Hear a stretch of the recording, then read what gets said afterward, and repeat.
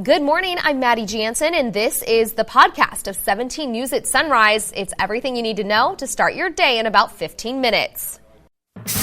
Working in the spirit of the Golden Empire, this is 17 News at Sunrise.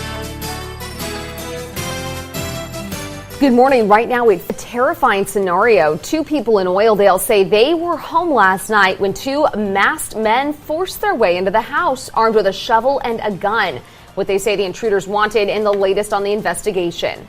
The public safety power shutoffs have come to an end for now, but some unexpected bills are rolling in. A warning from PG&E customers up north about what to look out for on your statement and what the utility has to say. He teaches healthy living, but he says he wasn't living that way until now. Today, he's not just talking the talk, he's walking the walk literally around the track at Bakersfield High School every morning to prove a point. His story on this Thursday, November 14th, 2019.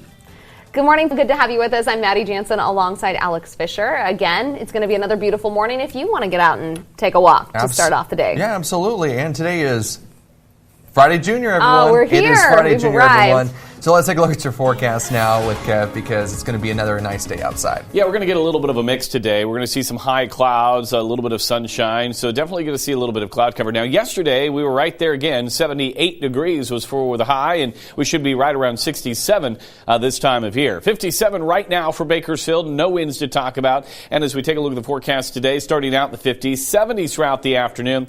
And I put mostly cloudy skies out there because I do expect us to see a haze along with some of these high clouds. But I think you'll get a little bit of sunshine as well. 41 in Tehachapi currently with no winds. A light breeze expected throughout the day. We're going to start out in the 40s, and then throughout the afternoon, we'll be looking at a mix of sun and clouds, and temperatures will be in the upper 60s. We'll talk more about your forecast in just a little bit, but first, let's see how the morning commute's going. We'll send that over to Alex. All right, Kev, thanks so much. And taking you outside to the 99 near 7th Standard, and it's looking very clear on that side of town.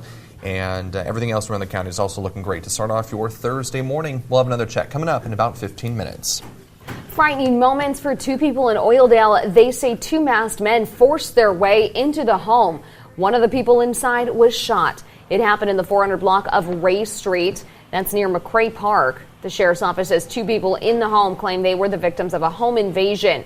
The victim said two men wearing masks broke in and demanded money, then hit one victim in the head with a shovel and shot the second victim in the lower body. Both wounds are not life-threatening. KCSO says it's early in the investigation and they have no information on suspects. A new housing development may be in the works for students at Bakersfield College. BC is hoping to build on land directly across the street from the campus, the facility that would serve homeless and low-income students. During its meeting later today, the Kern Community College District Board could give the green light to sell or lease the land on Mount Vernon Avenue to the Housing Authority for construction of affordable housing. 17 News is your local election headquarters. More candidates are putting their hats in the ring for local office. The County Elections Office confirms 4th District Supervisor David Couch officially filed his papers for candidacy. And the Bakersfield City Clerk tells 17 News Mayor Karen Go and former mayoral candidate Joseph Caporali filed papers to run for Bakersfield mayor. Incumbent Republican Assemblyman Vince Fong also filed for the 34th Assembly District. Election Day is March 3rd, 2020. It's a question many Californians are asking right now. Why should customers pay for something they didn't use? Some say they're being billed for power during a shutoff, and they're less than pleased. Anna Giles has more. It's frustrating. It's very frustrating. Shauna Turner lost power for more than a week in October. She checked the bill for each day she was in the dark and was surprised to find charges for estimated usage on those days. Estimated. And then bam, our power is back on and we use the same amount of power. So I want to know why I'm getting billed. Why? I had no power. People all over the El Dorado County area took to social media saying they had the same problem. So we asked PG&E, why did people have estimated charges on days there was no power? We were told, quote, this should not be happening. Some people also noticed a message on their online account saying online usage data may temporarily reflect estimated, not actual usage. Meantime, Turner tells others to keep a close eye on their next bill. Check your bill, guys. PG&E is charging us. The confusion over billing comes less than a month after the most recent power shutoff, during which local businesses suffered big losses and people scrambled to charge medical equipment. That was Anna Giles reporting. And to help alleviate struggles during these shutoffs, PG&E has offered homeowners a $100 credit if they went more than 48 hours without power. As of last night, many people said they have not yet seen that credit. FBI says 11 people have been arrested in a massive fraud scheme involving fake Apple products. At a press conference in San Diego yesterday, officials said the suspects imported more than 10,000 counterfeit iPhones and iPads to the U.S. Investigators believe those devices were then exchanged for authentic ones at Apple stores. Those Apple phones and tablets were then sold in China, with the suspects pocketing the extra money. The FBI says people behind the schemes like this one are becoming increasingly sophisticated. These enterprises rely on networks of national and international criminal associates that are fluid and extremely mobile. These groups can be highly sophisticated in their criminal operations, are engaging in white-collar crimes, and are commingling their illegal activities with legitimate businesses. Apple's believed to have lost about $6 million. Investigators are still looking for 3 more people. One of the best parts of the holidays is enjoying a nice holiday meal with family, but not everyone has the means to make it happen. So that is where our viewers come in. Every year, KGET teams up with the Community Action Partnership of Kern Food Bank for our holiday food drive. It started at 5 o'clock yesterday morning and wrapped up about 14 hours later. A steady flow of people bringing by food and monetary donations to make sure struggling families have a hot meal this Thanksgiving and Christmas. I think right now, during the holidays, the season, there's a great need to have more food and different varieties to be put on the table. CapK is still tallying donations, but we're told more than 8,000 pounds of food and $7,000 cash was donated yesterday. If you'd still like to help, you can donate online at capk.org. That's great to see. Well, the busy week continues for us here at Circle 17 after the food drive. That's because tomorrow you can join us for the 10th annual Heroes in Helmets to help support local Make-A-Wish kids. Heroes in Helmets brings firefighters, wish kids, and their families together with our community for a day of giving. Make-A-Wish grants wishes to children who battle critical illnesses to bring them some happiness during a very difficult time.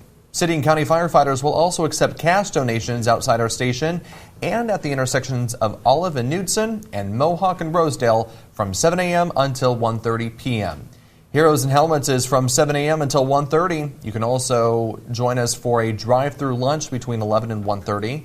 And for $10, you can get a deep pit sandwich, chips, a cookie, and a water. So we've got lunch down here tomorrow. It's going to be delicious. It's going to be very delicious. Smelling good in downtown Bakersfield. All right, it's 5:08 now. A Bakersfield high school teacher is logging miles for his health and the health of his students.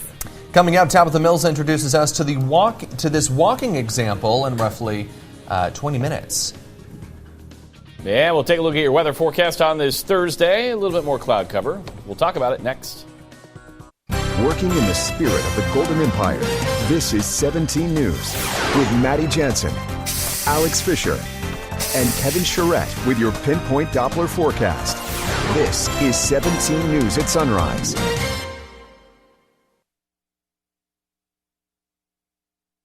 He is a walking example. A PG&E or a PE teacher at Bakersfield High School is logging miles to set an example for his students. Tabitha's joining us this morning with his story. That's right. Good morning, Maddie and Alex. Morning. Matt Olenix teaches students to live healthy lives, something he says he wasn't doing. So he decided to talk the talk and walk the walk for himself and his students. He's out to prove. You can get weight off just walking. Around 4:30 every morning, you can find Matt Olenix here, walking around the track at Bakersfield High School. Step by step, mile by mile, and day by day, he's improving his health and setting an example. I just want them to know that, you can be sore, you can be heavy, you can do whatever, but you can walk, and it gets easier as you go. Olenix has walked 7 to 9 miles every day for roughly the past 4 months. He began his journey weighing in at 305 pounds. To date, he's lost roughly 65 pounds. I still got a long way to go. I'm still trying to get another, 40 or so off. but it took me 56 years to get where I was, and it's been 100 days, so I can take another 100 days to see if I can get to a better weight. He's walking the walk, and everyone is noticing. I think as a teacher in general, that's something we're always striving to do, is to make an impact on students' lives, and this is something that Mr. Olenek has done and continues to do, and I think the students see that, and it'll reap benefits long past when we're here. Anytime you can make a difference in someone's life for the positive, it's worth it. So for any of you out there listening, stay healthy, get up, walk, move. It doesn't take, one step at a time. You just get up one step at a time, then it turns into 2, then 3, then a lap, then a mile, then 2 miles, and the next thing you know, you're walking and enjoying the morning.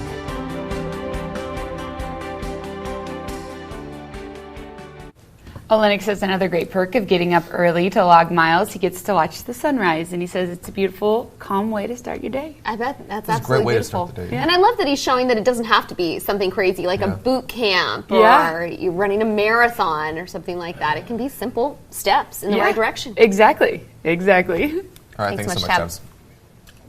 It's 5:21 now, and now the daylight savings time is over. It's time to light up the night. Whether you're biking or walking or scooting the streets at the night, Bike Bakersfield wants you to be safe. So starting tonight, it's time to get out there and light up the night. The goal is to encourage cyclists or anyone else who might be on the streets to stay visible to drivers. That means wearing reflective clothing and putting lights on your bike or vehicle of choice. Tonight, they'll be at Beach Park near the bike path. Next Thursday at McKinley Elementary School. On November 21st at the park at Riverwalk near the bike path. And on November 28th, they'll meet in Arvin. That site is yet to be announced. Each event is 6 to 8 p.m. Only one set of lights will be given per person.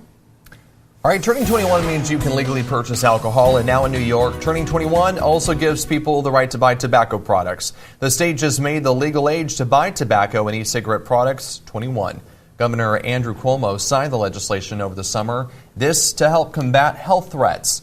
The New York State Department of Health data shows nearly 27% of high school students vape. New York was also the first state to ban the sale of flavored tobacco products. Would you bank with Google? Yeah, what the company is doing that might make this possible. KGET Business Watch is brought to you by Grapevine MSP Technology Services, the Valley's leading IT service provider. Welcome back. It looks like foreclosures are on the rise. Adam Data Solutions is out with new data this morning showing that they found foreclosure filings in October rose 13% over September, but foreclosures are down compared to October of last year. Lenders repossessed 13,000 properties last month, hitting the highest point in total number of completed foreclosures in 2019. States with the highest foreclosure rates were New Jersey, Illinois, and Maryland. Google is reportedly working toward offering a checking account product. Wall Street Journal reports the tech giant is in talks with Citigroup and the Stanford Federal Credit Union. The launch could come as soon as 2020. The accounts would be branded with the names of the financial institutions. Other big tech companies have expressed interest in offering financial services. Some lawmakers have expressed regulatory concerns about big tech jumping into finance. Starbucks fans are in for a double treat. The coffee chain is rolling out a buy one, get one free deal, offering a free drink if you buy one that's at least grande size. To get that deal, you've got to be at a participating store between 2 and 7 p.m., and you have to place your order through the Starbucks app. The offer includes both traditional favorites and holiday specials, such as eggnog latte and peppermint mocha. The deal is part of the company's happy hour promotion that's available on select Thursdays. All right, thanks, Alex. It's 5:26. Sports news now. The best in the West. That's what the Lakers proved to everyone last night when the Lakers pulled off a win over the Golden State Warriors. The Warriors struggled to score against the Lakers, leaving fans feeling the absence of Steph Curry and Klay Thompson. In nearly every quarter, the Lakers dominated the scoreboard. Former Laker D'Angelo Russell led the Warriors, scoring with 21 points, but that just wasn't enough to get ahead. LeBron James carried